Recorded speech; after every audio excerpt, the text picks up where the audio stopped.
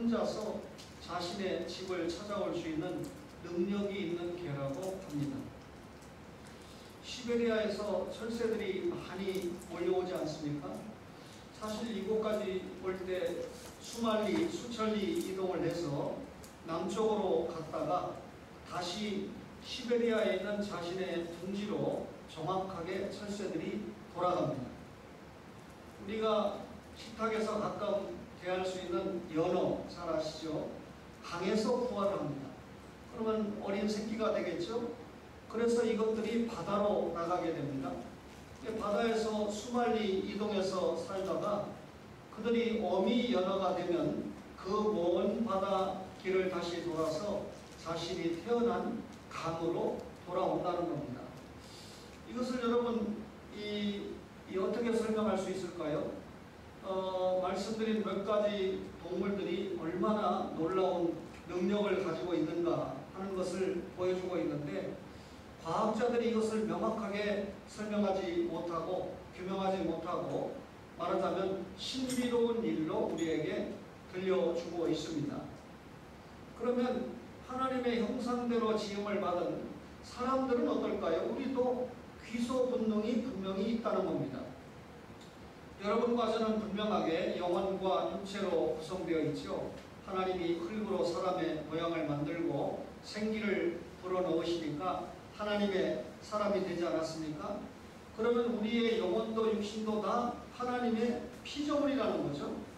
따라서 우리도 전도서 3장 11절에 보면 영혼을 사모하는 마음이 있는데, 다시 말하면 우리 마음속에는 언제나 자신이 지음을 받았던 본래를 사모한다는 것입니다.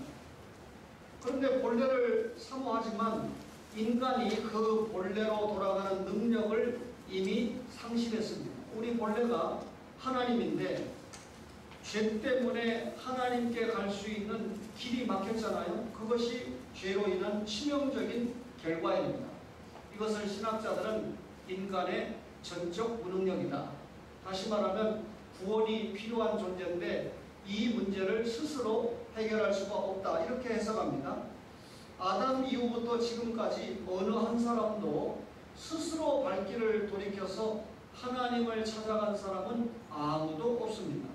이유는 하나님께 돌아갈 능력을 이미 상실했기 때문이죠. 사람들은 계속해서 하나님을 떠납니다. 하루를 살았다 그러면 하루를 산 것만큼 하나님을 떠나요. 1년을 살았다 그러면 역시 1년을 사는 것만큼 하나님을 떠납니다. 하나님을 떠나가는 사람과 하나님 간의 거리가 인간이 안고 있는 문제가 되는 것이죠. 이것이 모든 사람들이 가지고 있는 영적인 문제인 것입니다. 그러므로 하나님이 인간을 찾아오시는 것이 성경의 역사인데요. 최초의 사람이 누굽니까? 아담이잖아요.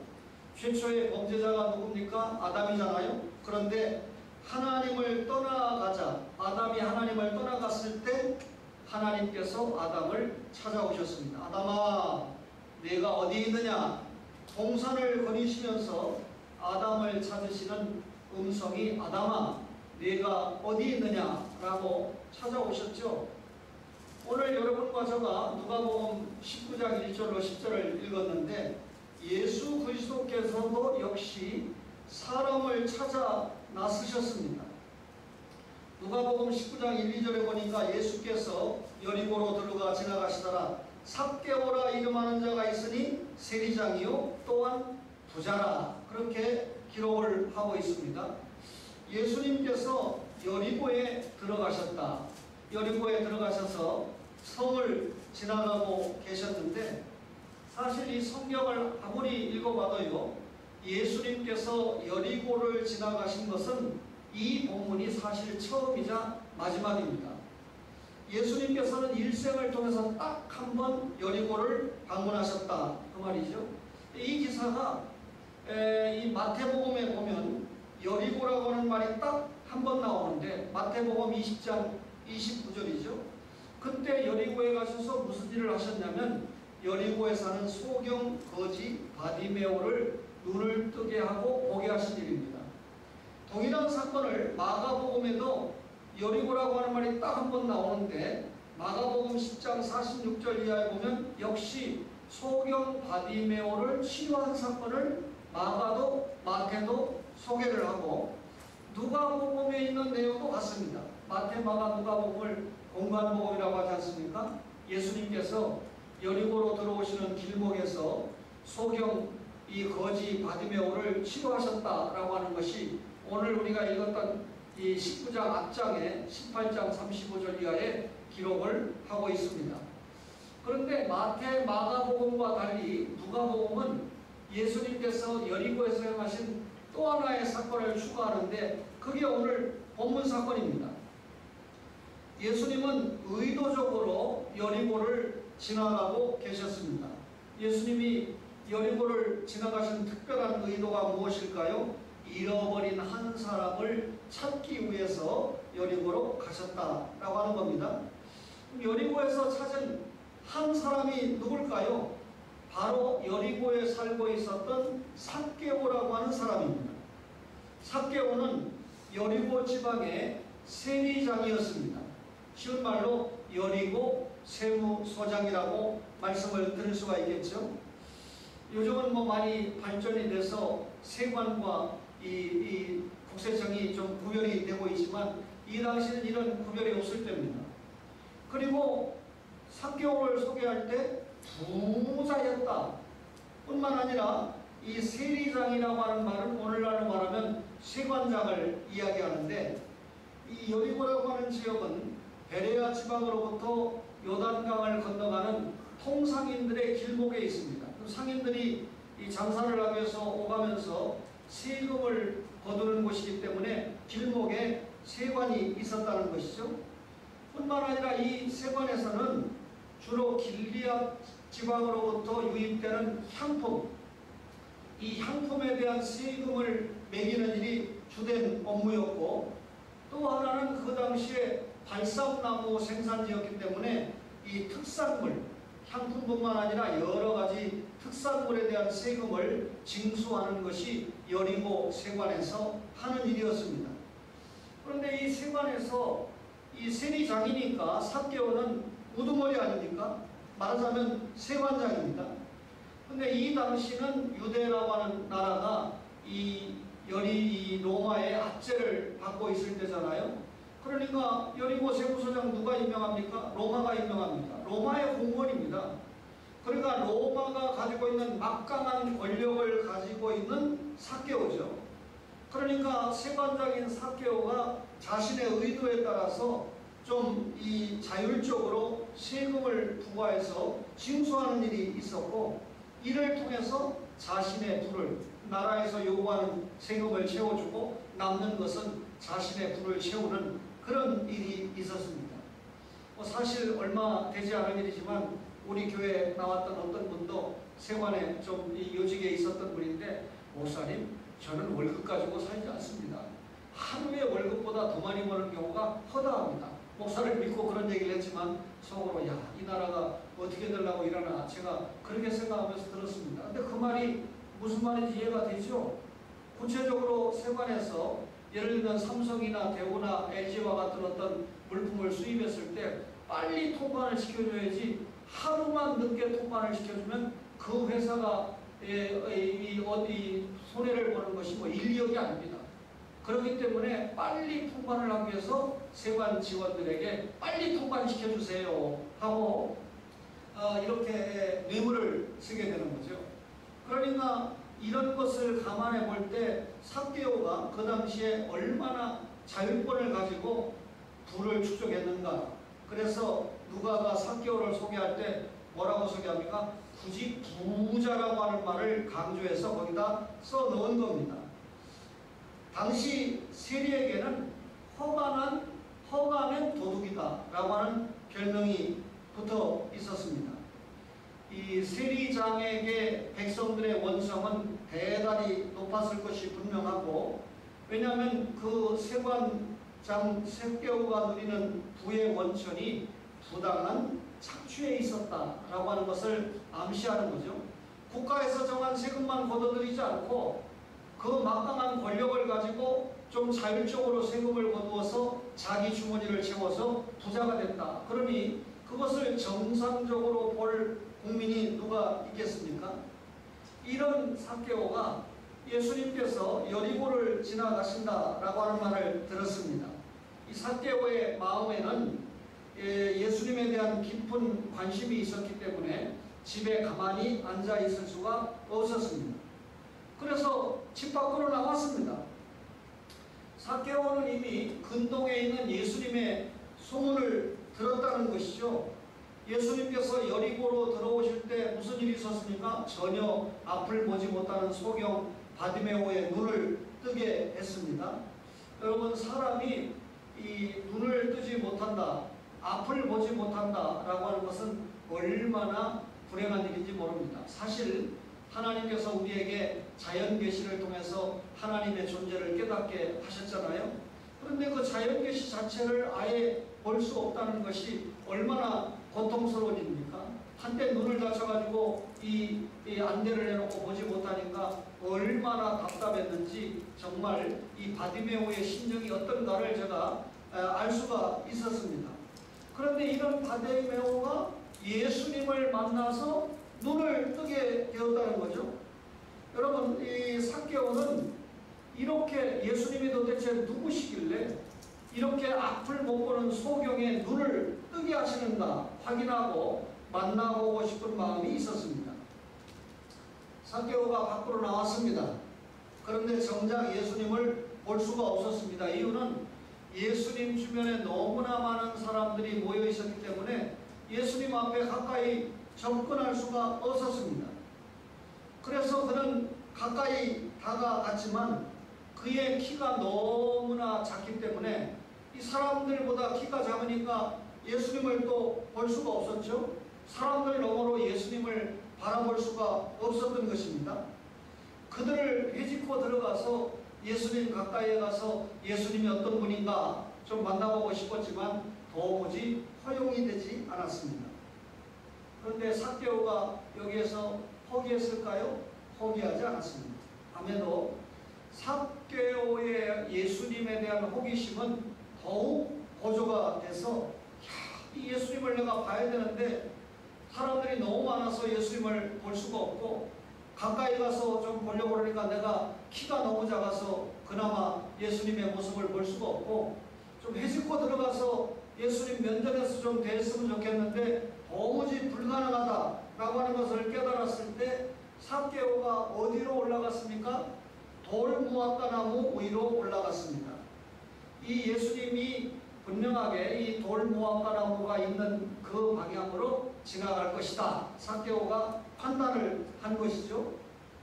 이 나무는 저희가 어렸을 때는 뽕나무라고 배웠는데 애국무화과 혹은 무화과 뽕나무라고도 불리는데 잎은 분명히 뽕잎이지만 분명한 열매는 무화과를 맺는 나무입니다. 잎의 모습은 뽕잎이고 열매는 무화과를 맺어서 돌 무화과 나무로 불리게 되는데 잎사귀가 상당히 넓기 때문에 나무 위로 올라가 앉아 있으면 잎에 가리워서 지나가는 사람들에게 쉽게 발견되지가 않습니다. 그러니까 세리장인 삭개오가 돌 무화과 나무에 올라가서 그 잎사귀 사이로 예수님을 볼 수 있다 그렇게 생각하고 기다리고 있었던 것이죠.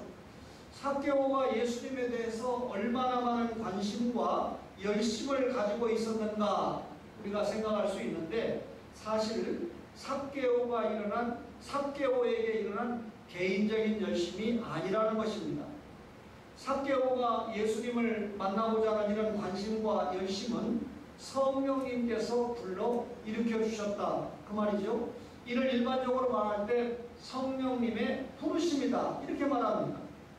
성령님께서 한 사람의 영혼을 중생시키기 전에 그의 영혼이 예수님에 대해서 깊은 관심을 갖게 하십니다. 이것이 성령님의 부르심입니다. 그리고 우리가 성부의 선택, 성자의 구속, 성령의 부르심, 인치심을 이야기하는데 성령님께서 누구에게 부르십니까? 예수님 앞에 부르는 겁니다. 그래서 예수를 믿고 그 옛사람의 이 잘못된 마귀에 붙잡힌 영을 씻어내고 성령님께서 내주하셔서 주인 되게 하시는 역사를 성령님께서 하시는데 그 첫 작업이 성령님의 부르심, 소명인 것이죠. 예수님께서 삭개오가 올라가 있는 나무 아래까지 오셨습니다. 물론 예수님은 삭개오가 이 돌감람나무, 돌무화과나무 위에 앉아있는 것을 예수님이 아셨죠? 주님이 쳐다보시고 말씀하십니다. 삭개오야, 속히 내려오라. 내가 오늘 네 집에 유하여 하겠다. 이 예수님께서 그 많은 여리고 사람 가운데 삭개오가 나무 위에 올라가 있는 걸 아쉽다는 것도 대단하지만 그 이름까지 알고 삭개오야 이름을 하셨어요. 삭개오야 이렇게 불렀다는 것은 예수님이 그의 이름을 부르셨다는 것은 인격적으로 불러주셨다 그 말이죠. 많은 사람들이 예수님 주위에 있었습니다. 그러나 그 많은 사람 가운데 다른 사람이 아닌 삭개오를 지명을 해서 선택적으로 불러주셨다는 거죠. 여러분, 예수님께서는 믿지 않았던 사람을 자신을 믿고 구원받아 하나님의 사람이 되게 하시려고 부르시는 겁니다. 삭개오는 지금까지 누구 중심으로 살았습니까? 자기 중심으로 살아왔습니다. 자기를 위해서 누구보다도 자기네 나라를 지어 삼긴 적국 로마에 충성을 했던 것이죠. 얼마나 충성했기에 일반 세리도 아닌 세리장까지 올라갔습니다. 이런 그를 하나님께서 하나님 중심으로 사는 사람으로 만드시기 위해서 예수님께서 그를 여리고까지 찾아오신 겁니다. 멸망의 자리에서 허우적대며 살았던 삭개오를 구원과 영생의 자리로 옮기시기 위해서 예수님께서 찾아오신 겁니다. 주님은 그를 구원시키기를 원하셨습니다. 악령의 지배를 받고 있는 그를 성령의 인도를 받는 사람으로 인도하려고 하신 겁니다. 삭개오야 속히 내려오라. 여러분, 삭개오의 입장에서는 지체할 수 없는 명령이죠. 삭개오야 속히 내려오라. 이는 주님의 적극적이고 열심히 있는 명령인데 요즘 말로 말하면 삭개오가 어느 정도 나이가 되었을 거다 생각합니다. 이유는 일반 세리도 아니고 여리고의 세리장이 되었을 정도면 어느 정도 나이가 되었기 때문에 그 자리에 올라갔다 생각하는 거죠. 근데 이런 삭개오가 부자라고 그랬습니다. 제가 어렸을 때만 해도 사실 배가 좀 많이 나와야 사장이라고 했습니다. 그리고 사람들이 굉장히 부러워하는 것은 제가 한두 번 본 게 아닙니다. 돈 있는 사장들은 다방에 가서 커피나 마시고 놀고 하는 것으로 생각을 했는데 지금은 여러분 어떤 경우든지 배가 많이 나온 사람은 깨어른 사람으로 인식이 되는 시대잖아요. 혹시 우리 가족 가운데 제 설교를 듣고 나는 배가 많이 나왔다 생각하면 제가 여러분들을 공격했다고 생각하지 말고 체중 조절을 해야 됩니다.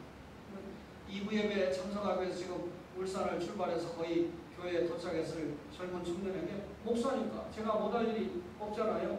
정말 실력도 있고 나름대로 신앙과 열정이 있는데 사람이 볼 때 너무 젊은 사람이 비대하면 첫 인상이 야, 이 사람은 깨어르다 해가지고 중요한 요직에 들어갈 수 없다.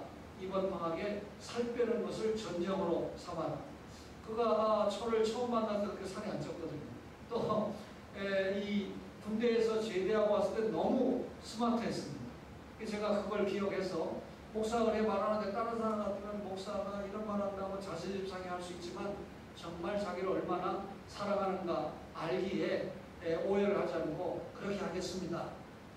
부자이기 때문에 아마 삭개오도 좀 비둔하지 않았을까. 거기다가 키까지 작았어요. 그러니까 연상이 되죠. 나무에서 내려오려면 이 키도 작고 비둔하기 때문에 힘이 들었을 텐데 예수님이 삭개오야 내려오라. 대단히 부자연스러운 명령을 받았지만 속히 내려오라는 예수님의 명령 앞에 삭개오는 다른 것을 생각할 수가 없었습니다. 삭개오야 속히 내려오라. 너무나도 중요하고 시급한 일입니다. 자신의 영혼 문제가 달려있는 일 아니겠습니까? 이렇게 예수님께서 이 사람을 찾아 나섰는데 여리고에 오셔서는 누구를 찾았다? 삭개오를 찾았다 그 말이죠. 예수 그리스도는요 삭개오를 변화시켰습니다. 누가복음 19장 9절에 보니까 예수께서 이르시되 오늘 구원이 이 집에 이르렀으니 이 사람도 아브라함의 자손이미로다 라고 기록을 했습니다. 삭개오가 급히 내려왔어요. 이 삭개오의 마음 가운데는 형언할 수 없는 즐거움으로 가득 찼죠. 얼마나 그 예수님을 보고 싶어 했습니까? 따라서 예수님이 자기를 이름을 불러주고 내려오라 해서 내려왔습니다. 그래서 삭개오가 그 불러주신 주님, 만나고 싶었던 주님을 자기 집으로 영접을 했습니다. 삭개오는요 사실 그동안 민족으로부터 따돌림을 당하면서 소외감을 가지고 있었던 사람 아닙니까? 정당하지 못한 삶에 대해서 자책감도 가지지 않았겠어요? 일제시대 때 시들의 앞잡이를 했던 사람들이 사실 그렇게 살면서 자기를 위해서 그렇게 살면서도 일말의 양심이 있다 그러면 자책감을 가지고 살지 않겠습니까? 아버지가 도둑일 때 일말의 자책감이 있기 때문에 자식이 도둑질을 하면 너 잘했다고 하지 않고 때려준다는 게 이 도둑 아버지의 심정입니다. 왜? 자식만큼은 잘 돼야 되거든요. 정당한 삶, 인정받는 삶을 살아야 되거든요. 부자이기 때문에 삭개오의 육신은 편했을지 몰라도 영혼은 언제나 가난했다는 것입니다. 그런데 예수님을 만나서 이런 어둠에서 탈출해서 빛의 생활을 할 수 있었다는 거죠. 주님께서 삭개오의 집에 들어가시는 것을 보고 사람들이 어떻게 합니까? 예수님은 사랑이 많으셔. 죄인을 살아가는 저 넓은 가슴을 봐. 이게 아니고 수군거리기 시작합니다. 야, 저가 죄인의 집에 들어갔도다. 그 당시에 이 삭개오와 같은 세금쟁이나 창녀는 같은 취급을 당했습니다. 사람들이 예수님께서 삭개오의 집에 들어가서 대화하고 식사하고 머무시는 것을 삭개오라고 하는 죄인의 삶을 용납하고 환영하고 묵인하는 것으로 생각을 했다는 것이죠. 따라서 예수님께 대해서 매우 부정적인 시각으로 저가 죄인의 집에 들어갔다 라고 수군대는 겁니다. 이것이 언제나 교회의 모습입니다. 사실 교회는 영적인 병원이지 않습니까? 병원에는 병든 사람이 찾아갑니다. 동일하게 치료를 받아야 될 영적인 죄인들이 교회에 온다는 것이죠. 이 죄인들이 교회에 찾아와서 영적인 병자들이 교회에 찾아와서 예수님의 보혈로 죄의 사함을 확인하는 것이 교회이지 않습니까? 따라서 교회는 새로운 치료, 새로운 회복, 새로운 변화가 일어나는 것이 교회입니다. 삭개오의 집에 이러는 역사가 일어나고 있었다. 삭개오는 사람들이 상대도 하지 않는 멸시하고 무시하고 손가락질하는 죄인이었지만 그 죄인의 집이 예수님이 찾아가서 교회가 되었다. 예수님이 없는 곳은 교회가 될 수가 없습니다. 따라서 이 말씀을 통해서 언제나 사람들에게, 초신자들에게, 예수를 믿고자 하는 자들에게 교회의 문턱은 낮아야 됩니다. 누구나 올 수 있습니다. 그러나 교회의 문턱은 낮아야 되지만 회원권의 문턱은 높여야 됩니다. 아마 저는 이런 말을 자주 사용하지 않았지만 혹 오늘 공동회를 통과해서 다음 목사가 오면 이걸 엄격하게 지키게 될 것입니다. 그러니까 직분을 세우는데도 굉장히 엄한 교를 두고 세례를 베푸는데도 엄한 교육을 통해서 하나님의 말씀으로 충분히 교육을 하고 신앙교육 고백을 받고 세울 겁니다. 왜냐하면 세례를 받았다는 것은 교회 안에서 피선거권과 선거권이 있기 때문이죠. 집사도 될 수 있고 장로도 될 수 있고 그리고 교회가 이 재직회할 때 발언도 할 수 있고 또 투표도 할 수 있고 하는 권한이 생기기 때문에 교회를 운영하고 교회에 소속된 중직을 세우는 데는 그 문턱을 높이는 것이 개혁교회의 특징입니다. 옛날에 장로님들은 그런 면에서 존경을 받았지만 요즘은 적지 않게 헌금을 많이 드리고 교회를 운영하는데 유익을 주면 장로님으로 세우는 경향이 있기 때문에 한국 교회가 세상으로부터 존중을 받지 못하는 그런 일이 벌어졌습니다.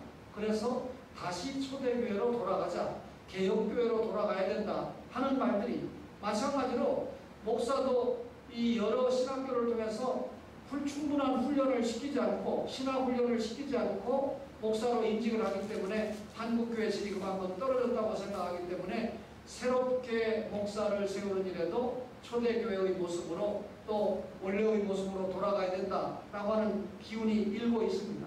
긍정적인 일이죠. 예수님을 영접한 삭개오가 주님께 말했습니다. 주님 보세요. 내 소유의 절반을 가난한 자들에게 주겠사오며 만일 누구의 것을 속여 빼앗은 일이 있으면 4갑절이나 갚겠습니다. 놀라운 일입니다. 삭개오가 사실상 예수님 앞에서 회개하는 모습이죠. 가족들과 친척들과 예수님 앞에서 또 제자들의 지켜보는 앞에서 공적으로 회개하고 있는 것입니다. 이 회개 누가 시켜서 한 거 아닙니다. 자발적으로 하고 있는 거죠. 누가 강요한 것이 아니라 스스로 회개하고 있습니다. 이런 회개는 그의 삶을 근본적으로 변화시키는 혁명적인 것이었는데, 성령님께서 불러서 구원시킬 뿐만 아니라 성화 생활에도 함께 하신다라고 하는 것을 확인할 수가 있습니다. 삭개오는 나름대로 모든 것을 포기하고 돈을 버는 일에만 최선을 다해서 살아왔습니다. 그러면 어떻게 모은 재산인데 절반을 팔아서 가난한 자들에게 주겠다.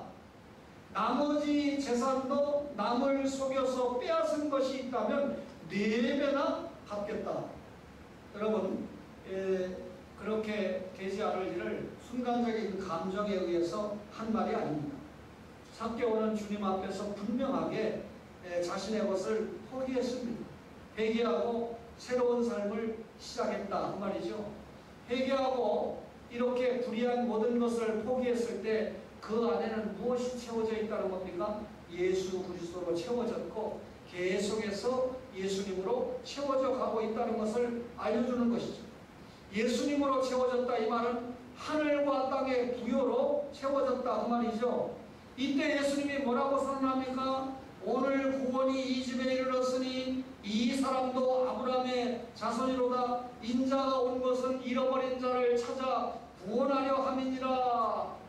삭개오가 아브라함의 자손이 되었습니다. 삭개오가 천국 백성이 되었습니다. 잃어버린 자가 구원받은 자가 되었습니다. 성경에는 나와 있지 않지만요, 역사가들 가운데 삭개오가 베드로를 이어서 가이사라의 감독이 되었다 그렇게 주장하는 사람도 있고요. 또 어떤 사람은 사도행전 1장에 나오는 가룟유다 대신에 제비를 뽑아서 마띠아를 뽑았잖아요. 그 마띠아가 삭개오다 이렇게 주장하는 사람도 있습니다. 그러나 그것은 성경에 나와 있는 말씀이 아니니까 제가 여러분에게 그렇다라고 진리로 말씀을 드릴 수는 없지만, 무엇을 생각할 수 있습니까? 역사가 교부들이 그렇게 생각하고 기록할 만큼 삭개오는 주님을 만나서 엄청난 변화를 얻었고 또 주님의 사람으로 사용을 받았다 그 말이잖아요. 여러분과 제가 구원받고 성화생활을 거쳐서 하나님 앞에 쓰임받는다는 것이 얼마나 큰 축복입니까?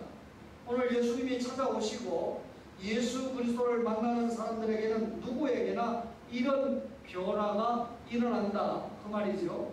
오늘 여러분과 가정에 있는 자녀들에게 우리가 찾아야 될 양이 누구인가? 여름 성경학교를 통해서 제가 설교했던 것처럼 100마리 양 가운데 잃어버린 한 마리 양은 들에서 찾았습니다. 10드라크마 가운데 한 드라크마는 가정에서, 집 안에서 찾았습니다. 그리고 2 아들 가운데 잃어버린 한 아들은 세상에서 돌아왔으니까 결국 세상에서 찾아 집 안으로, 교회 안으로 들어오게 한 것이죠. 결과적으로 보면 집 안에 찾아야 될 양도 있고 집 밖에서 찾아야 될 양도 있는데, 오늘 우리 일부 예배 특별히 이 정반주자에게 2부 예배 반주자에게 부탁을 해서 일찍 왔는데 그만 최근에 전도에서 한 번도 안 빠진 남편이 안 보여서 어떻게 된 겁니까? 그러니까 2부 예배 시간 맞춰서 옵니다. 1부 예배 왔으면 제 설교 듣고 2부 예배는 또 다른 목사님 설교 듣는데 제가 그걸 미리 말씀드렸으면 틀림없이 같이 왔을 텐데 그렇게 말씀을 못 드렸어요. 근데 2부 오늘은 제가 너무 일찍 가니까 안 옵니다. 이렇게 대답하지 않고 2부 예배 올 겁니다. 차를 각각 타고 와서 예배를 드리고 갈 것입니다. 좀 불편했겠네요. 그러니까 오늘만 있는 일인데요. 다른 날은 같이 오고 같이 가니까요. 여러분 이렇게 전도를 해서 집안에 있는 남편이 예수를 믿게 한 일 얼마나 큰 일입니까? 어저께 서연이랑 대화를 하는데 서연 딸이 그래요. 휴가를 가는데 할아버지 할머니랑 가는 게 아니라 외할아버지 외할머니랑만 간대요. 그래서 내가 할아버지 할머니랑은 왜 같이 안 가는데 그러니까 저희 아빠가요 할아버지 할머니하고는 영적으로 안 맞아서 각자 영적으로 맞는 외할아버지 외할머니는 모시고 가지만 전혀 영적으로 안 맞는 이 할아버지 친할아버지 친할머니는 전도 대상이기 때문에 전도가 된 다음에 같이 가기로 했어요. 그 말 가운데 뭐가 시급하다는 겁니까? 전도가 시급하다는 겁니다. 연세가 많으니까 언제 어떻게 될지 모르니까 더 시급해요. 오늘 말씀을 받은 여러분과 저가 우리 주변에 찾아야 될 양이 누구인가? 또 교회 나왔다가 못 나오는 양이 누구인가?